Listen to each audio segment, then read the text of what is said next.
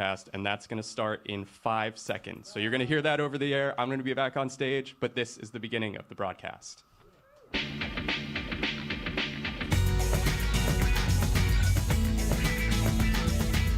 Sometimes you go to Broadway, and sometimes Broadway comes to you. Or in the case today, it comes to the WNYC Greene Space. Coming up next on All of It, the musical Chess is in the house. It's the Cold War era story of international espionage and duplicity, a political love triangle, and a high-stakes game of literal chess. It stars Nicholas Christopher, Aaron Tveit, and Lea Michele will perform live, and will be joined by its Tony Award-winning director Michael Mayer, as well as its librettist Danny Strong. It's Broadway on the radio. Plus, later in the show, we'll hear from a real-life queen of chess, Hungarian grandmaster Judith Polgar. We will get to all of it. I'm Alison Stewart, and I'll meet you on the other side of the news.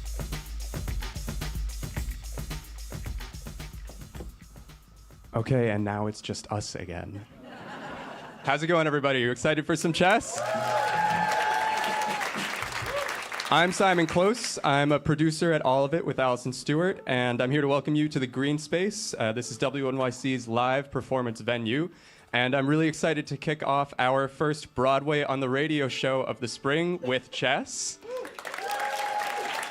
Just so you know, earlier this week we announced the full spring slate, which includes Ragtime on April 17th and Cats the Jellicle Ball on May 21st in this space. So go to wnyc.org/events to check those out, register, get tickets, etc.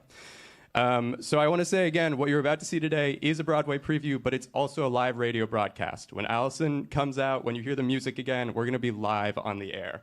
And do you all listen to All of It? Does everyone raise your hands if you? Great. If you don't, you should. We cover way more theater than just this, and film, and music, and books, and runs the whole gamut. You can tune in live or stream us on your podcasting platform of choice, and you can follow us on Instagram at allofitwnyc. I'm going to bring out Alison Stewart, the host of today's event and of All of It, in a second. But first, I just have to mention that our work at WNYC is listener and member supported. So an event like this takes lots of emails and meetings and planning behind the scenes, and this event required coordination with pretty much every single department at WNYC. It's the support from our members that provides us the resources to do this work and bring you events like this one. We're in a pretty vulnerable time in public media with federal funding ending last fall. So if you're already a member, thank you very much. And if you're not a member, if you haven't joined yet, I invite you to become part of our community. A gift of any size is welcome, and a monthly sustainer gift gives us the stability to weather political storms and provide programming and shows like the one that you're about to see today that lasts for a long time. There's a QR code on the screen right there that will lead you to sign up as a member, and I encourage you to do so. And now I'm going to invite to the stage Alison Stewart, the host of All of It. Hey, everybody. Thanks for being here. This is such a special place to be. There are going to be people who are watching on a live stream, thousands of people listening on the radio, but you get to be in the room, so get pumped. We're doing a live radio show, as Simon says. Anything can happen, so we just go for it. I consider it getting on a roller coaster and just put your hands in the air. If anything does happen, listen to Simon. He may look sort of, not like he's going to hurt you, but he can be savage. I'm telling you, if he tells you get out of the way, get out of the way.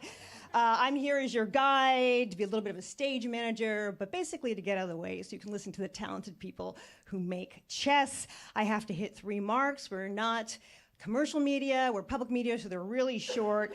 I'm going to ask you to stay in your seats throughout the entire broadcast. Silence your cell phones now, and we'll get started at 12:06 exactly. So about a minute and a half away. So get ready.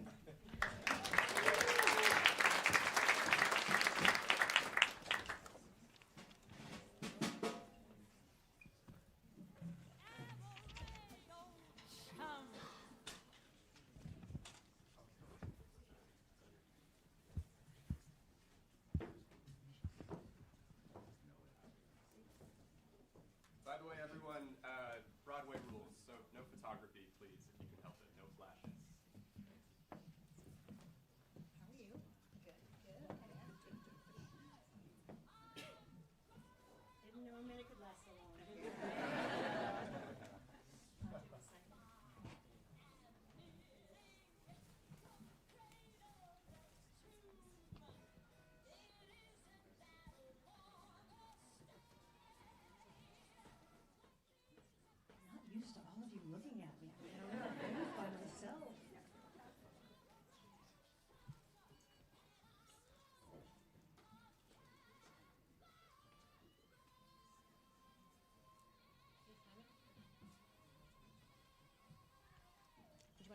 stage?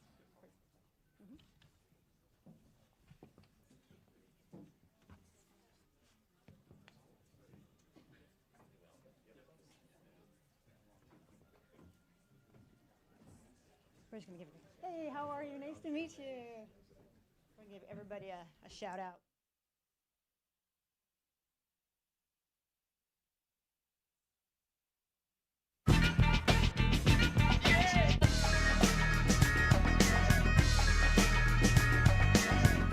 This is all of it on WNYC. I'm Alison Stewart. We're live in the Greene Space in Soho. We're a special episode of all of it for you today. It's Broadway on the radio. For the next hour, we'll be joined by the team behind the Broadway musical Chess. It's the Cold War era story of international espionage and duplicity, a political love triangle, and a high-stakes game of literal chess. We've got with us Tony Award-winning director Michael Mayer. We've got librettist Danny Strong. We've got with us Freddie Trumper Aaron Tveit. We have got Florence Vassie, Lea Michele, and Anatoly Sergeyev, Nicholas Christopher. And let's hear it for our band. We have a special organization here. Everybody, let's hear it for the band. If you're not here with us in person or listening to us, you can see this shindig by going to WNYC.org, where you can watch a free live stream of today's broadcast. Now let's get going and hear some music. We're kicking off this Cold War musical drama in the Soviet Union. Here's Nicholas Christopher as Anatoly with Where I Want to Be.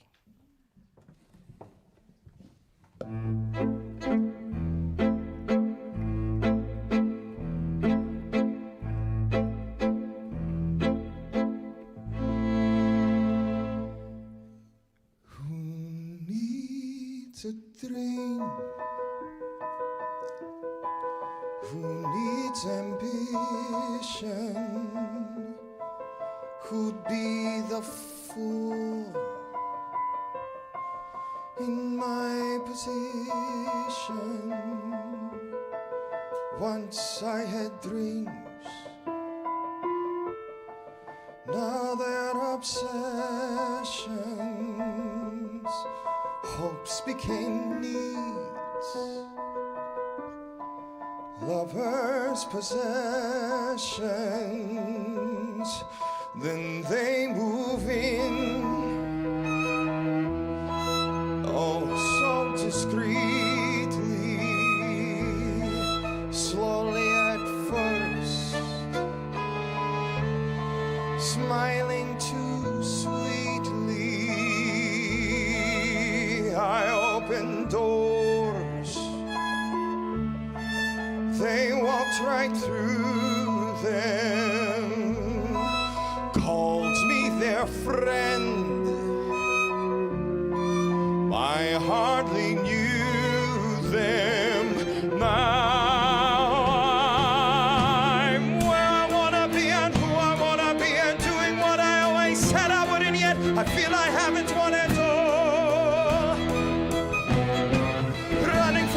And never looking back in case there's someone right behind us shoot me down and say he always knew I'd fall. When the crazy wheel slows down, where will I be? Back where I started. Don't get me wrong, I'm not complaining. Times have been good, fast, entertaining. But what's the point if I'm concealing not only love, all other feeling? Now I'm where I wanna be and who I wanna be and doing what I always said I wouldn't, yet I feel I haven't won it all. I'm running for my life and never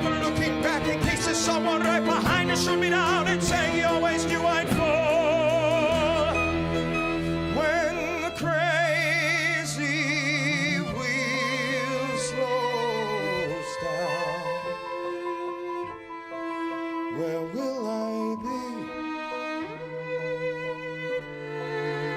Back where I started.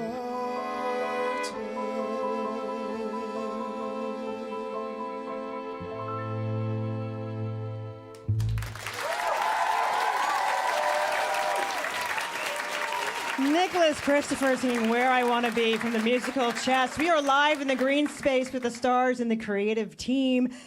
I'm bringing back to the stage Michael Meyer and Danny Strong. Nicholas, we just heard Where I Want to Be. It's the first time we hear from Anatoly. It's the second song of the whole show. How does this song introduce us to Anatoly? I think it's a moment where we get to kind of peek in Anatoly's mind for the first time. I think Anatoly is somewhat of a stoic character, and this is the first time that we get to see his inner thoughts, and then he closes back up, and then we don't really get to see that until Florence is introduced into his life. How does Where I Want to Be set up the show and the stakes of the show? I think what Nick said is correct. We're living in the Cold War when this story takes place, and he is a Russian grandmaster. He is completely controlled by the KGB. He is not permitted to have any kind of real, authentic personal life. So the fact that in this moment he's left alone to ponder his situation in a completely pure and deeply personal way is a great way for us to know what's inside him. So as the story progresses, we're waiting for that to get unlocked again. Danny, the story of this revival, it kind of begins with you. How did you find yourself taking on the task of remastering Chess? Insanity. I was just listening to it, and I thought, you know, it's this beloved score in musical theater lore. You know, sort of famously, the show doesn't make sense, you know, so it's rarely produced. I'm not saying anything that anyone else hasn't said for the last 40 years, so... but I didn't know why. Yeah. So I thought, why? What is the problem of Chess? Because I've actually never seen a production of Chess. I'm just a musical theater nerd who knows the music backwards and forwards. So I watched a video of the show being done with Josh Groban and Idina Menzel. And as I started watching it, my sort of rewrite brain started kicking in. And it was like, so what would I do to this to see maybe I could rework this show in a way that this music could get everything it deserves. And so that's where it all began. What did the story need? Oh. Sit down for a while. Oh, it's like I'm, reenacting the moments with my therapist. It needed clarity first and foremost. So it needed clarity, and it needed, I think, some character deepening. I think it needed a sense of making things feel more realistic, so that you could just be more engaged with the story. And thus, if you're more engaged with the story, the music will, have more impact. Or the hope was for the music to have maximum impact, because that's why we're here, because these songs are so incredible. Why did you want to be involved in the revival of Chess? Well, I got a text from Danny Strong at midnight one night, out of the blue. I'd been drinking. True story. Yeah, and it said, "Hey, Michael, it's Danny Strong. I'm going to fix Chess, and you're going to direct it." I said, "I'm in." Huh? I was actually at the concert that Danny listened to the recording of. I went in 2008, and I had very much the same experience Danny had. This was an extraordinary score. I had no idea what was going on the entire time. And when Danny, who I admired so much as a writer, reached out to me this way, I thought, well, I'm absolutely going to hear what he has to say. And that's when it was 10 years ago that we started discussing it. 10 years ago. Wow. Yep. Aaron, we're going to bring you up on stage. Coming on. Sit down, everybody, a little bit. Yeah, stay put. Stay put. Stay put. You can come back if you want. Hi. Hi. What was your familiarity with Chess?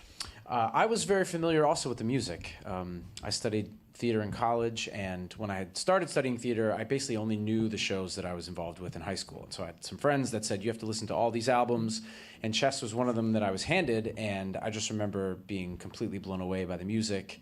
But it also was one of these things where nobody performed any of the songs because they were too difficult.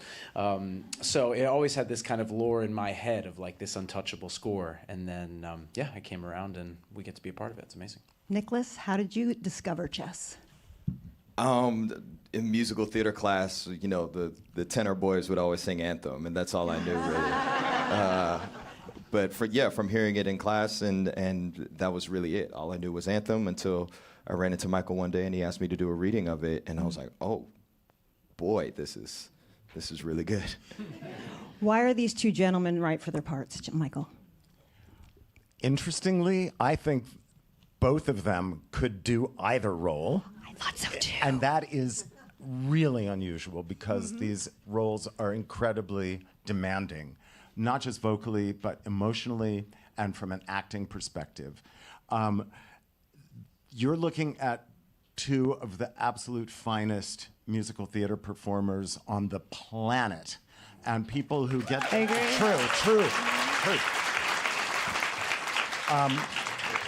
The fact that they can not only achieve what is demanded of them vocally, but the fact that they can deliver emotionally and narratively while they're performing these songs it's an Olympic feat, actually, I think.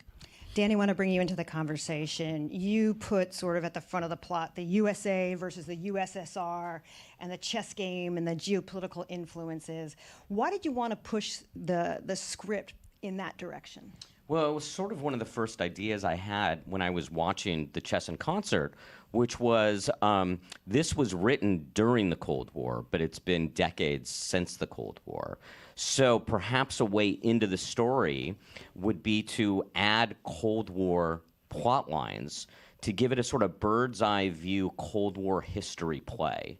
And I thought, well, if those were in the show, it would heighten the stakes of the show so that the stakes would go beyond just the chess matches in the love story, which are great, but I thought with this third element, it could add a really exciting layer to the show dramatically, but then also thematically kind of give the show a reason to exist because we could parallel our current political situation to the events of the Cold War, so it made it very relevant. And when I met with Tim Rice, one of the first things he said was, you know, I was writing this during the Cold War, and now there's perspective on it. And, you know, I just said, well, that's what I want to do. That's what I want to put that into the show, and I want to add Cold War plot lines into the show. So it was the very sort of original idea I had when I thought, okay, how could I rework this? How did you think of developing political elements in the show as a director?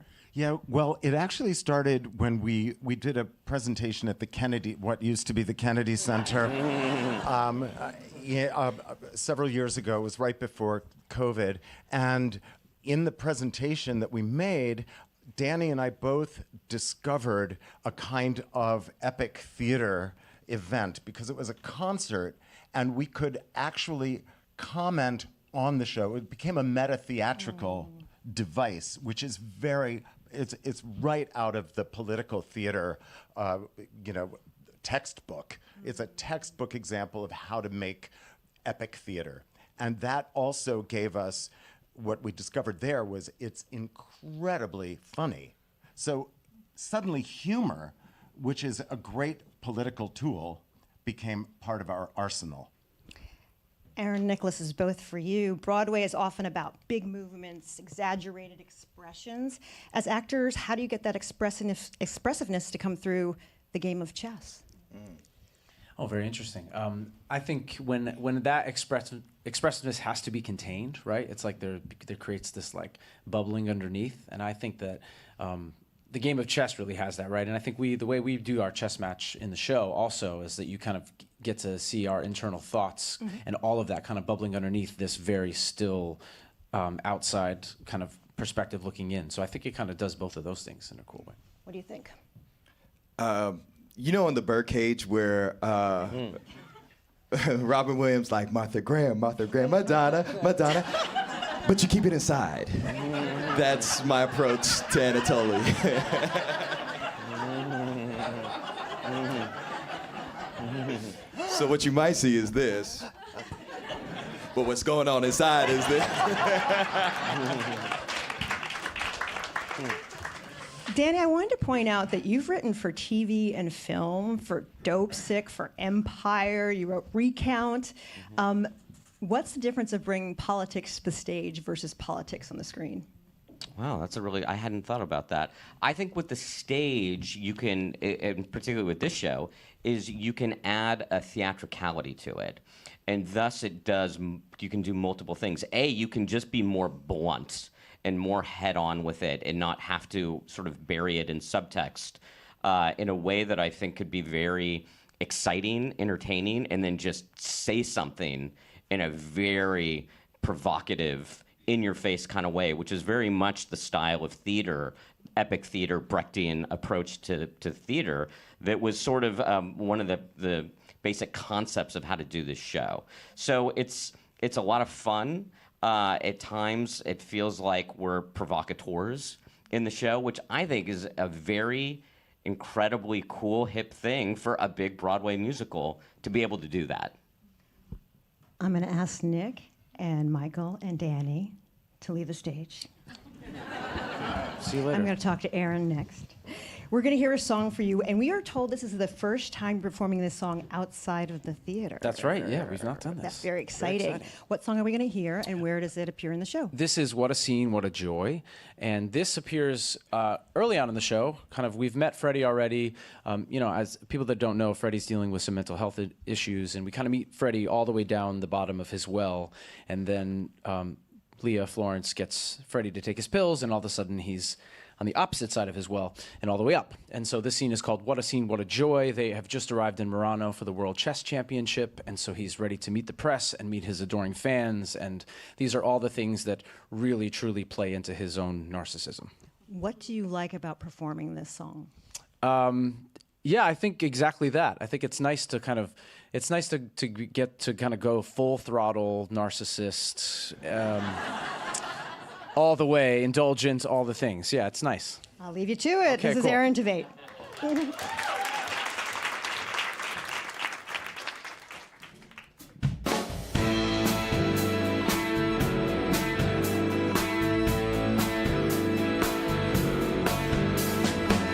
What a scene, what a joy, what a lovely sight when my game is the big sensation.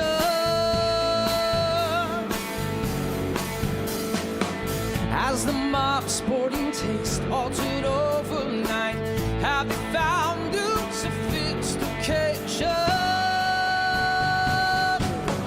Not yet, they just want to see if the nice guy beats the bum. If it's east to west and the money's sky high, they all come.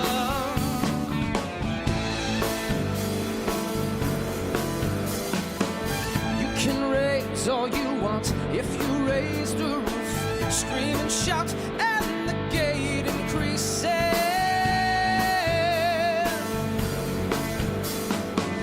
Break the rules, break the bank, I'm the living proof. They don't care how I move my pieces.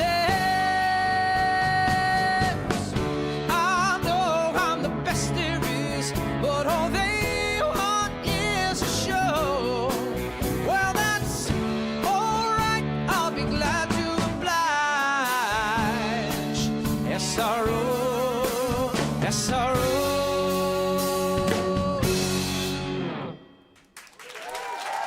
Thank you. We've got more music on the way from Broadway's Chess. This is Broadway on the Radio, from all of it on WNYC, live from the Greene Space. Lea Michele, she's up next. Stay with us. If it's time for you to say goodbye to your car, truck, boat, motorcycle, or RV, consider donating it to WNYC. We'll turn the proceeds from the sale of your vehicle or watercraft into the in-depth news and programming that keeps our community informed. Donating is easy, the pickup is free, and you'll get a tax deduction. Learn more at wnyc.org/car. WNYC is supported by the Metropolitan Opera. This spring, listeners can visit the Met for a season of grand opera in Lincoln Center. The lineup includes classics such as Verdi's La Traviata and Puccini's Turandot, plus bold new works like Gabriela Lena Frank's El Último Sueño de Frida y Diego, and more. The Metropolitan Opera. The voice must be heard. Tickets at metopera.org or on the Met Opera app. If you believe democracy requires a free press, your station is WNYC, 93.9 FM and AM 820, NPR News and the New York Conversation.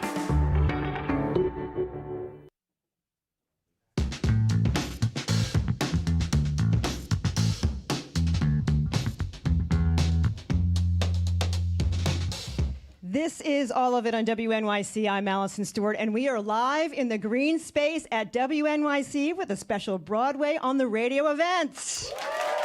Woo-hoo!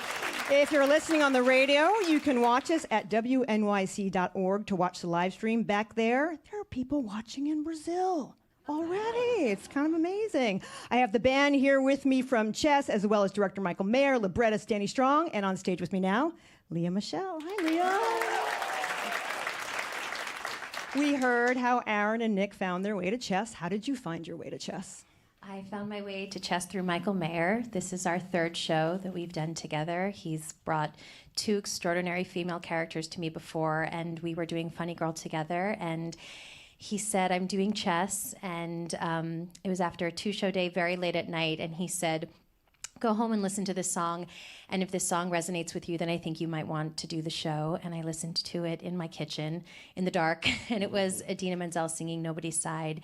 And I could have called him right then and there and told him that I was in. But I waited and I read, Danny's amazing script. And from the first scene, I knew that this was a character that I really desperately wanted to play. You guys are late night people. We have no choice. No choice, exactly. How did you know Lea would rewrite for Florence? Well, I've known Lea since she was 14, when we did the very first 10 workshop. years ago. Yeah. We did the workshop of Spring Awakening. So I've watched her grow up, and I've participated in part of that journey between Spring Awakening and then Funny Girl.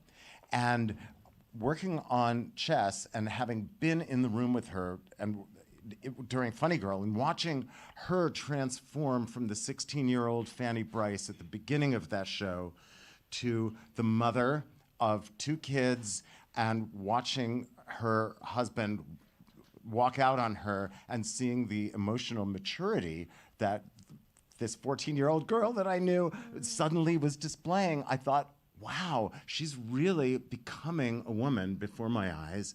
And wouldn't it be amazing to give her the chance to play a real adult professional woman from soup to nuts, not starting as a girl, but really live in this. And I knew that she would sing it in an extraordinary way. Danny, in the script, Florence enters, and the arbiter calls her the brilliant and beautiful Florence. But in the stage directions, it's described as brilliant and tough. Why is it important that Florence is tough? You're not supposed to read those stage directions. I don't know. That's the way we do it, public radio. I don't understand that. Why is it important that she's tough? Is that the question? Yeah, why is it important that she's Because she's the greatest strategist in the world. And I think as a woman functioning in that men's world of competitive chess at the highest level, that there is a toughness combined with her, as the arbiter would say, mysterious and tragic past. And that toughness is how she was able to survive all the darkness of what she had to experience growing up. Lea, what did you learn from Michael on Funny Girl that has been useful for you on this show? Oh, wow. I mean, I've picked up so many amazing things from Michael over the years, and I owe so much to him, and so much of, how he has pushed me in his direction has really, helped me to grow as a performer. I just think what I loved about our experience in Funny Girl, which was very different from the experience of Spring Awakening, and also very different from our experience at, working on Chess together, was he gave me so much creative freedom. Like one day, he just sat down and he was like, go. like, go for it with this number. Do whatever you want to do. And next thing you know, I was jumping off of a piano and laying on top of him and climbing up a ladder. And it just felt so good to have that amazing sense of trust coming from him. And I took that trust into our room at Chess. And it's funny enough, the rehearsal process, I was like, oh, Michael and I know each other so well. This is going to be a breeze. And I was like, oh, wow, Michael's really pushing me, which was amazing. I wouldn't have expected, anything else. But to really help me to find Florence's strength in her restraint, which is very different from, maybe closer to Spring Awakening, but very different from Funny Girl. But I think it was that baseline of trust that we have for one another and the ability to go really far and then figure out where we want everything to land. With that trust, everything just feels like we can accomplish anything together. I would just add, this felt like the most collaborative as peers, which was a really new experience for me because I always felt very paternal towards Lea. And now I feel like we're two adult professionals working together, and the collaboration has been beautiful. Let's talk about Florence. She's an immigrant to the United States from Hungary. How does that affect the stakes in her chess match, personally?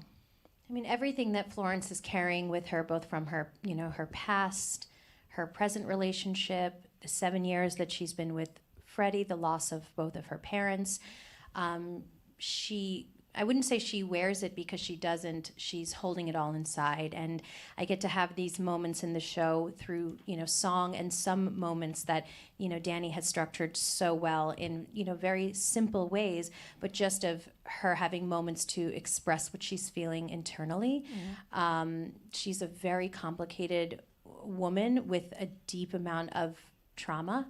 And again, like I said before, it's something that I find very challenging every night to have to not use any sort of external physicalities to express myself, which is what I'm really used to doing in a lot of the performances that I've played, or even use comedy to be able to express myself. But I can't do that with Florence. I have to play a lot of her emotions inside, and then finally having the moment at the end to have that emotional release. But it's a tragic story, and definitely something that I feel grateful to play. Just such a complex female character who's so strong, who is standing between these two men in this man's world of chess. And it's as an actress, I'm just really grateful. Danny, do you think about chess differently now, given our current geopolitical strategy of the United States? Musical or the game? Start with musical. I just think it makes the show more relevant every day. That every day what we're going through ties in, not just we, but the entire world is going through is just exactly what the show is discussing, which is that we the people are pawns of the decisions our governments are making. And there's a line at the end of the show, which is sort of the key line of the show for the characters, which is just because our governments have lost their souls doesn't mean we have to as well. That's sort of the line, right? Did I just screw that up, Aaron? Got it, mostly. But I think that line becomes more relevant every hour. Lea, you really get to use the power in your voice in this musical. What are you able to do as a singer different with the music in chess that you haven't done on Broadway before? I think that what is so incredible about this score and what I get to play with specifically with Florence and this track is it's like constantly shifting gears through different genres of music and really having to be so in tune with my voice and my instrument to be able to go from these really powerful pop anthems and then walking off stage and coming right back on and being in a lyrical soprano.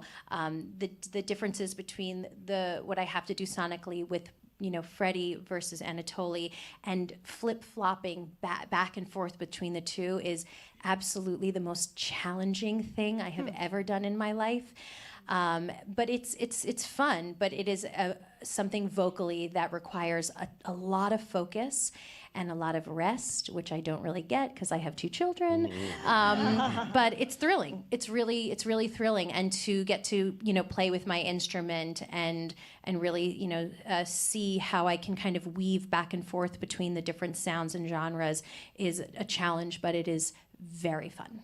I'm pretty sure everybody in this room knows, but for people who don't know, some of these songs were written by 2 of the members of ABBA, right? That's the pop sensibility. All of them. Yeah. How can I tell it was written by 2 members of ABBA? Oh my God. What do you think? Well, I think the harmonies, certainly when the chorus, we have an amazing ensemble, but the choral harmonies are right out of their songbook. And I also feel structurally, we should ask our musical supervisor out there if I'm getting this right. Brian, you can give me a thumbs up or not. But it does feel like structurally, many of these songs follow a very typical ABBA pop song structure. And the interesting thing about them is that Tim Rice, who's a great, musical theater lyricist, has created these character arcs inside this pop idiom. And so that's where a lot of the very cool tension comes in the songs. But when you hear it with the full chorus and the full orchestra, it's undeniably got ABBA right in its DNA. But at times, there are songs that are polar opposite of ABBA, too. I mean, that's what's one of the amazing things about the score that Lea was talking about, is the variety of music. And it just kind of blows me away how 1 second it's this sort of pop ABBA, and the next you're in a grand opera. It's the variety, and their talent is unbelievable. You had to lose some songs for this. How did Not that many. Not that many? Well, it was songs and music, but I believe that is one of the key decisions of how the show. I'm sorry, I even cut your question off. Is there not?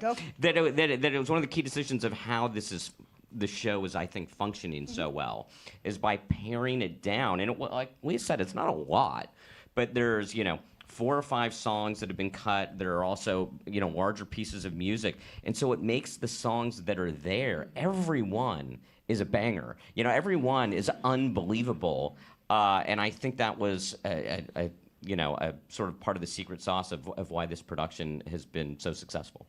The next song we're going to hear is Lea singing "Heaven Help My Heart." Why did you keep this one? Why did I keep it? Well, it's really famous.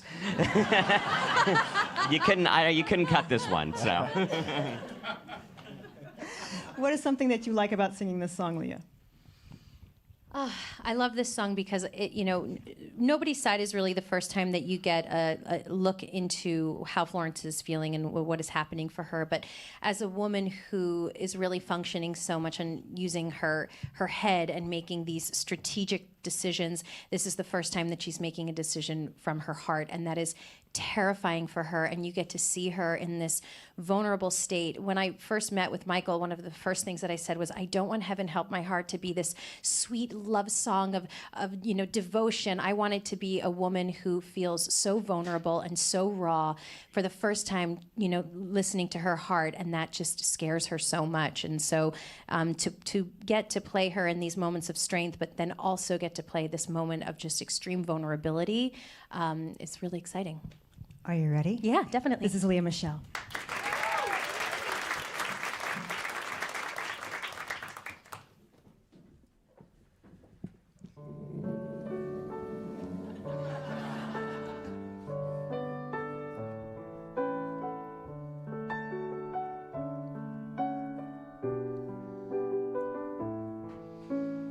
If it were love, I would give that love every second I had, and I do. Did I know where he'd lead me to? Did I plan doing all of this for the love of a man? Well, I let it happen anyhow, and what I'm feeling now has no easy explanation. Reason plays no part. Heaven help my heart.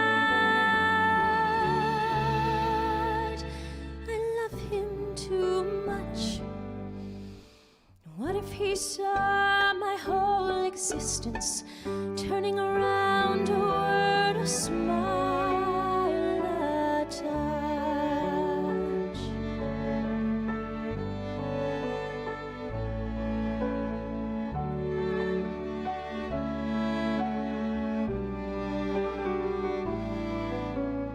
One of these days, and it won't be long, he'll know more about me than he should. All my dreams will be understood. No surprise, nothing more to learn from the look in my eyes. Don't you know that time is not my friend? I'll fight it till the end, hoping to keep the best of moments when the passions start. Heaven help my heart the day that I find suddenly I've run out of secrets. Suddenly I'm not always on his mind.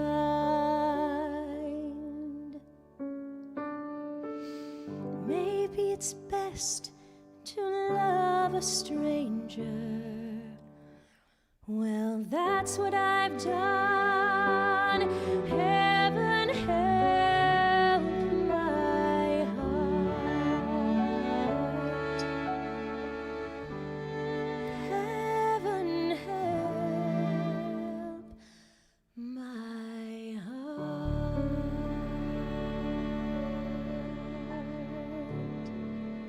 Thank you.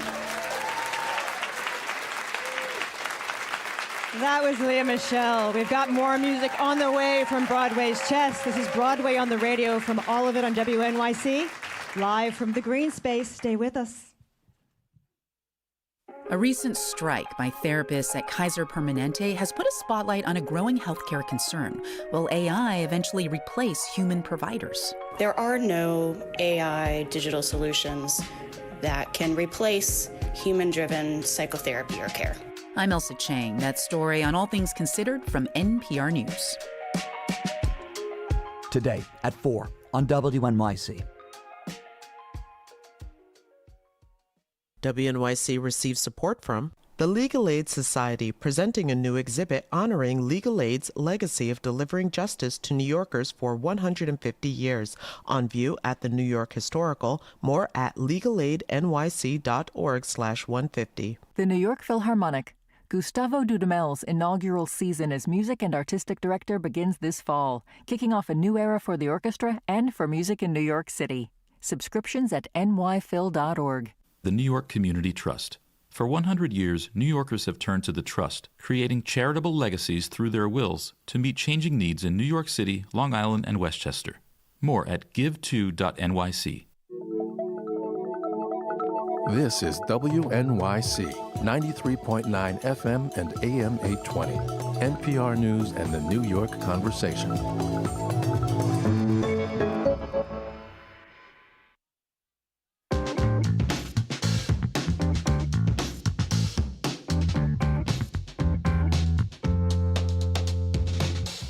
This is all of it on WNYC. I'm Alison Stewart. We are live in the Greene Space at WNYC with a special Broadway on the Radio event. If you're listening on the radio, you can go to WNYC.org to watch a live stream. I'm here with the team from Chess. And I really want to give it to the band here. Let's have a special hand for the band behind us. They are doing an amazing job. I'm on stage with Lea Michele, Nicholas Christopher, and Aaron Tveit. First of all, Lea, do you play chess? Nicholas, do you play chess? A little, yeah. How about you? Same, a little, yeah. What do you like about the game? I like that you can never play the same game twice. You can play the same person, but you know everything. It's always different, and it's kind of like acting. Like there's a structure there. Each piece has to move in a certain way. Like we have our lines, we have our blocking, but depending on how you're feeling that day, there's a like the number of possibilities is infinite. I also think it always, you never know. You can always, much like life too, you think it's going to go one way, and then it can just really not go any way you plan, and you have to adjust to that, and so it's a real amalgamation of life as well. Lea, in your character descriptions in the script, yes, we read the script, Florence and Anatoly are described as brilliant, but Freddie is described as, quote, having a big ego. How do you think this explains the way the relationships work out? Well, I think from Florence's perspective, Freddie is extremely brilliant. I think that that's what she loves about him. I think that she's very attracted to his genius, and I think that because of that, it allows her to sort of sometimes ignore the negative. I think with Anatoly, it's very clear that he's also brilliant, but there is so much more that is safer for her and loving. And I get to have two very different relationships with the both of them. Aaron, do you think your character has a big ego or is brilliant or both? I think all the above, yeah. As I mentioned before, Freddie's dealing with some mental health issues that I think stem from kind of being thrust into the spotlight as a child, and kind of becoming world famous as this chess champion when he was a child. And through that, though, his narcissism is also at play, and brilliance, and I think all these things are very, very closely tied together. And so it's this really, it's like poison for him, because the more notoriety he gets, the more narcissistic he is, but then the more terrified he is, and so it's just this constant cycle that he's on of these mood swings and highs and lows that I think is really tied into his intelligence and the game of chess and his fame that he's found from all of this. Nicholas, do Freddie and Anatoly, do they respect one another? I definitely think by the end they do. I think they, yeah. I think the respect comes from, at least from my perspective, when we're sitting on that bench at the end, is there's this fascination, or even at the beginning when I'm watching you, there's this fascination of how you navigate the world that is the complete antithesis of the way Anatoly has been programmed. What do you think? I think the same. I think by the end, we come to this kind of mutual understanding of each other. Come to this mutual understanding of each other. But I think at the beginning, Freddie's also kind of blinded by his deep-rooted hate for the Soviet Union. And so I think at the very beginning of where we find these characters, even if Freddie may have respect for Anatoly as a chess player or a person, he's just completely blinded by this thing that he has against the Soviet Union. And so it's really interesting to have that kind of strip away. And he even realizes that it's, as Danny said before, it's, that we're all pawns to these big governments, and then we can see each other at a more human level by the end of the show. Nicholas, I want to give a shout out to the woman who plays, it's Hannah Cruz. Yeah. Who plays your wife. Lana, Hannah Cruz. Yes. The one and only. Tell us a little bit about her and tell us a little bit about their relationship. Well, she was born in Connecticut in 19... No, She has a cat named Svetlana. She has a cat named Svetlana. Really? I named her. I mean, what an uphill battle she has every day to enter into Act 2, to get the audience to see her perspective, and to just sing her face off and act her face off in like 20 minutes of stage time, and she's so memorable. That's such a testament of who she is as an artist. But when we come into our story, I haven't seen her for 4 years. And I imagine that we grew up together, and then all of a sudden there's this 4-year gap, and there's a lot of hurt. There are a lot of open wounds there. And so there is an amount of distrust, and yet there is this odd, like, physical comfort with each other. And exploring that, and the distrust doesn't mean that I hate her. Like, I don't want her to die. I don't want my kids to die. And so it really throws Anatoly into this predicament of, do I choose myself or do I choose others? I want to give her flowers on this. Yeah. You recorded a cast album in January. How does that feel for you when you go into the booth and you have to recreate the show?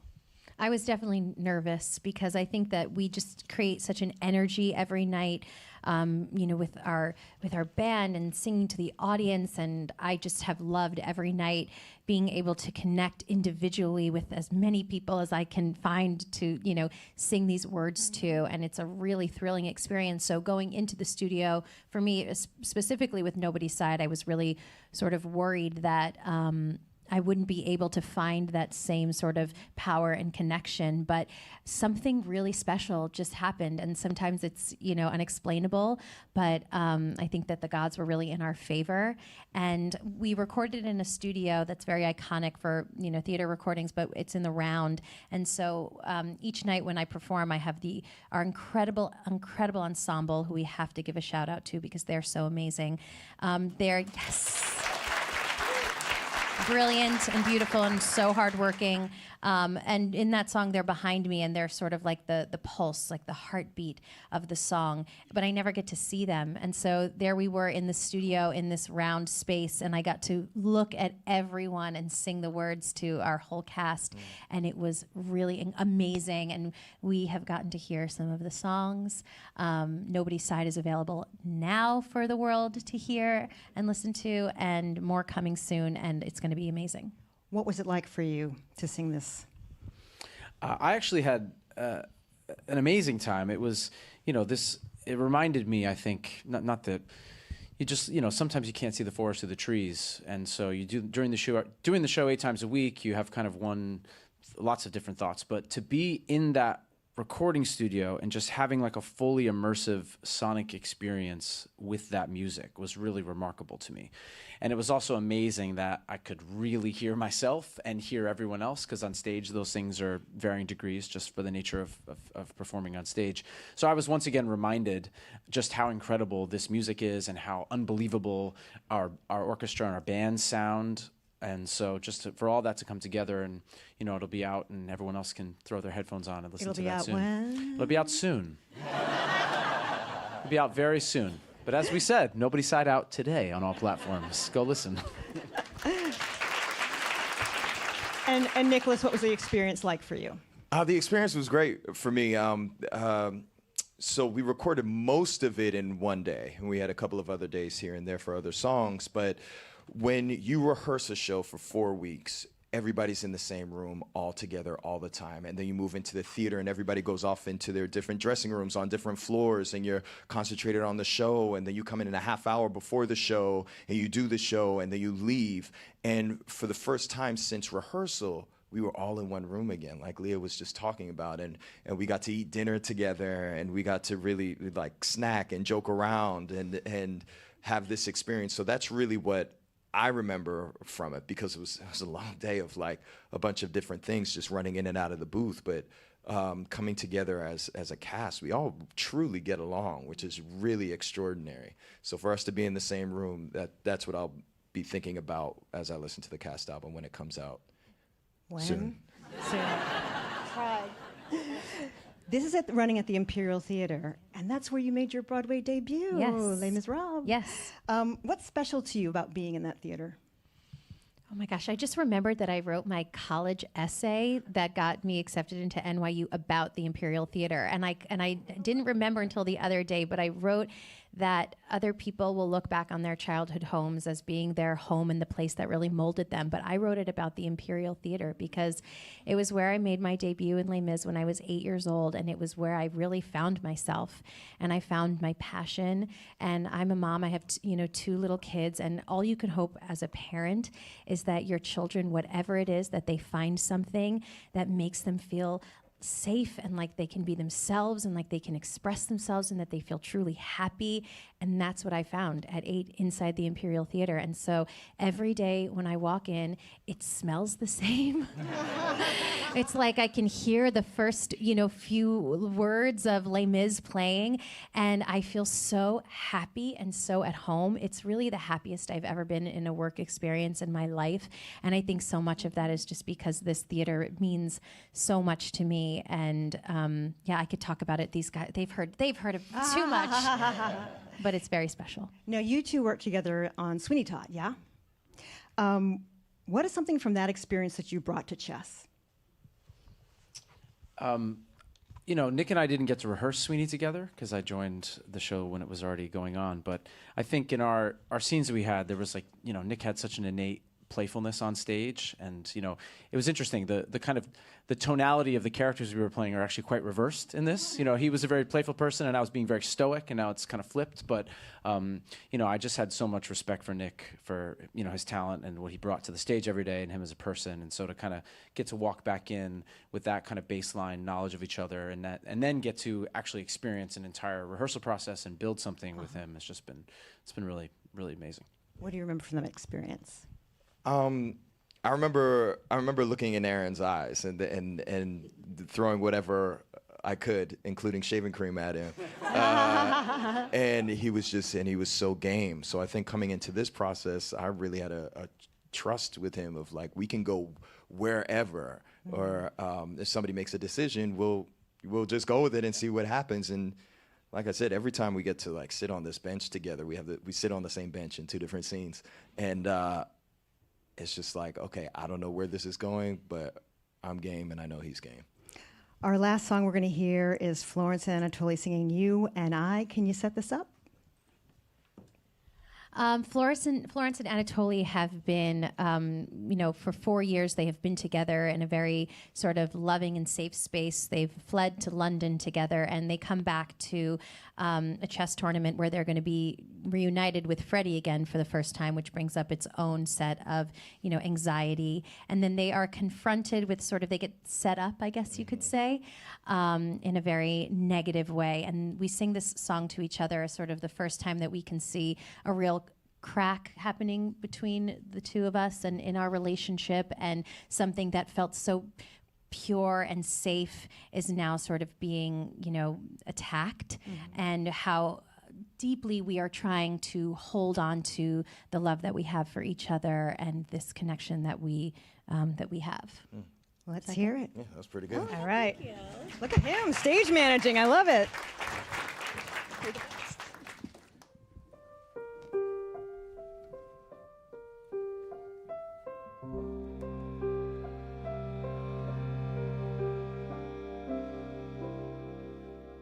This is an all too familiar scene. Life imperceptibly coming between those whose love is as strong as it could or should be. Nothing has altered, Yet everything's changed. no one stands still. Still I love you completely and hope I always will.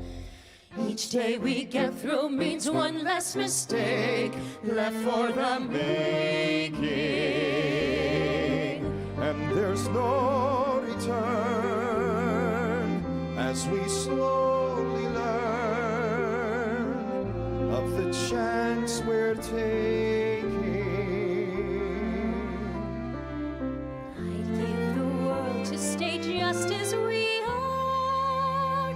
It's better by far not to be twice, not to realize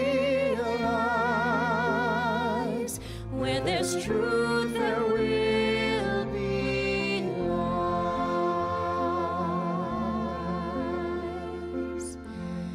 You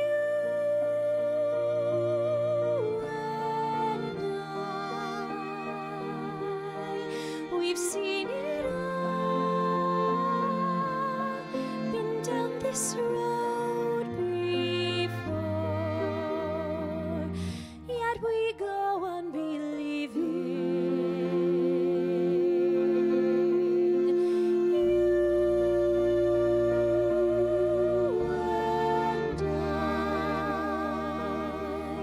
We've seen it all, chasing our heart's desire. Yet I still think I'm certain this time it will be our happy ending.